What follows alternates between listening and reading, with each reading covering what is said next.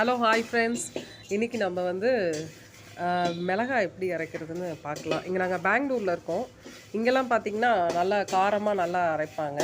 எங்கள் பக்கத்தில் ஒரு ஆண்டி இருக்காங்க. அவங்க பார்த்திங்கன்னா சேல் பண்ணுறாங்க. அது எப்படி நம்ம வந்து அரைக்கிறதுன்னு சொல்லிட்டு நம்ம பார்த்துக்கலாம். இப்போ வந்து மிளகாய் வந்து நல்லா வறுத்துக்கிறாங்க.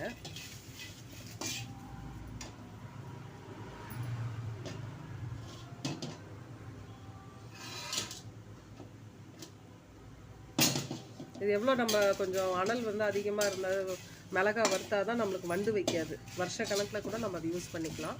அதுக்காக நல்லா சிம்மில் வச்சு வறுக்கிறாங்க. இவங்க தான் அந்த ஆண்டி. இவங்க எல்லாருக்குமே ரெடி பண்ணி மாவு இதெல்லாம் சேல் பண்ணி எத்தனை கிலோனாலும் இவங்க ரெடி பண்ணி அனுப்பி விடுவாங்க. நெக்ஸ்ட்டு மிளகாய் வறுத்த உடனே மல்லி வந்து 5 கிலோ மல்லி 5 கிலோ மல்லி இதில் வறுத்துக்கோங்க. இதில் வந்து 3 கிலோ துவரம்பருப்பு தனியாக வறுத்துக்கோங்க.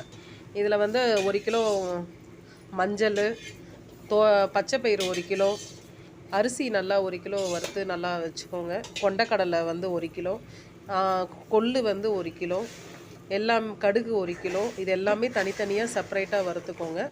வறுத்து ஆற வச்சுட்டு அரைச்சிக்கிட்டிங்கன்னா மிளகாத்தூள் ரெடி ஆகிடும். மிளகாத்தூள் இது பண்ணிங்கன்னா காரசாரமாக சூப்பராக இருக்கும். Thank you friends.